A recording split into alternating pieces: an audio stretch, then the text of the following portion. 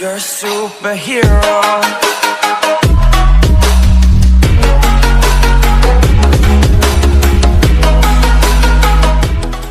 So welcome back friends. ಈ ಒಂದು ವಿಡಿಯೋದಲ್ಲಿ SSLC ಪ್ರೈಸ್ ಮನಿ ಯಾವ ರೀತಿಗೆ ಅಪ್ಲೈ ಮಾಡೋದು ಅಂತ ತಿಳಿಸ್ಕೊಡ್ತೀನಿ. ಸೊ ಅದಕ್ಕೂ ಮುಂಚೆ ಯಾರು ನಮ್ಮ ಚಾನಲ್ನ ಫಸ್ಟ್ ಟೈಮ್ ನೋಡ್ತಾ ಇದ್ದೀರಾ ಅವರೆಲ್ಲರೂ ಸಬ್ಸ್ಕ್ರೈಬ್ ಬಟನ್ ಮೇಲೆ ಪ್ರೆಸ್ ಮಾಡಿ ಹಾಗೂ ನೋಟಿಫಿಕೇಷನ್ ಆಲಲ್ಲಿ ಇಟ್ಕೊಳ್ಳಿ. ನಾನು ಅಪ್ಲೋಡ್ ಮಾಡೋ ಎಲ್ಲ ವೀಡಿಯೋಸ್ ನಿಮಗೆ ನೋಟಿಫಿಕೇಷನ್ ಬರುತ್ತೆ. ಮತ್ತು ಈ ವಿಡಿಯೋಗೊಂದು ಲೈಕ್ ಮಾಡಿ. ಬನ್ನಿ ವಿಡಿಯೋ ಸ್ಟಾರ್ಟ್ ಮಾಡೋಣ. ಸೊ ಮೊದಲು ನಿಮ್ಮ ಕ್ರೋಮ್ ಬ್ರೌಸರ್ನ ಓಪನ್ ಮಾಡಿ. ಇಲ್ಲಿ SSLC ಪ್ರೈಸ್ ಮನಿ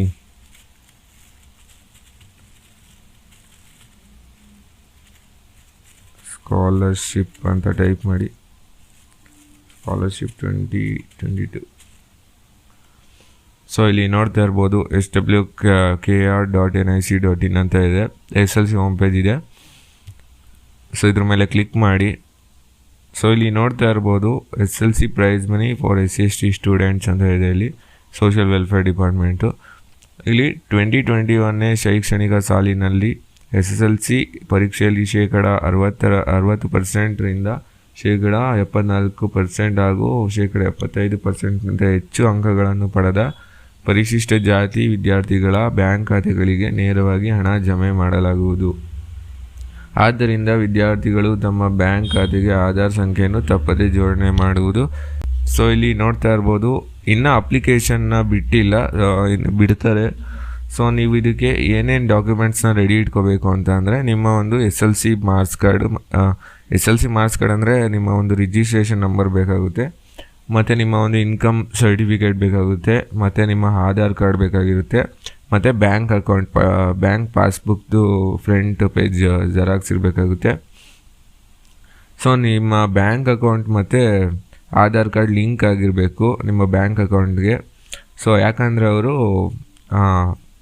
ಅಮೌಂಟ್ನ ಸ್ಯಾಂಕ್ಷನ್ ಮಾಡಿದಾಗ ಅದು ಡೈರೆಕ್ಟ್ ನಿಮ್ಮ ಬ್ಯಾಂಕ್ ಅಕೌಂಟ್ಗೆ ಹೋಗುತ್ತೆ.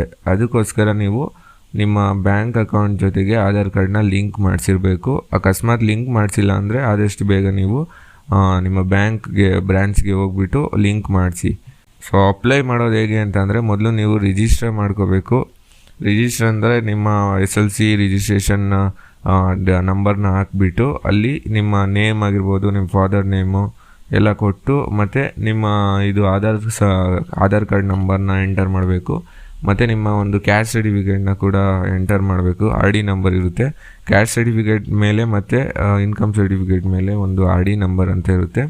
ಸೊ ನೀವು ಅದನ್ನು ಎಂಟರ್ ಮಾಡಿಬಿಟ್ಟು ಅಲ್ಲಿ ರಿಜಿಸ್ಟರ್ ಆಗಬೇಕು. ಸೊ ನೀವು ರಿಜಿಸ್ಟರ್ ಆದಮೇಲೆ ಅದೊಂದಷ್ಟು ಮತ್ತೆ ಪ್ರೋಸೆಸ್ ಇದೆ, ಅದನ್ನು ನೀವು ಅಕ್ನಾಲೇಜ್ಮೆಂಟ್ನ ಪ್ರಿಂಟ್ ಮಾಡ್ಕೋಬೇಕು. ನಿಮ್ಮ ಅಪ್ಲಿಕೇಶನ್ ಇಲ್ಲಿ ನೋಡ್ತಾ ಇರ್ಬೋದು, ಈ ರೀತಿ ಪ್ರಿಂಟ್ ಮಾಡ್ಕೋಬೇಕು. ಅದು ಪ್ರಿಂಟ್ ಮಾಡಿಕೊಂಡು ನಿಮ್ಮ ಸ್ಕೂಲ್ನಲ್ಲಿ ಸಬ್ಮಿಟ್ ಮಾಡಬೇಕಾಗುತ್ತೆ.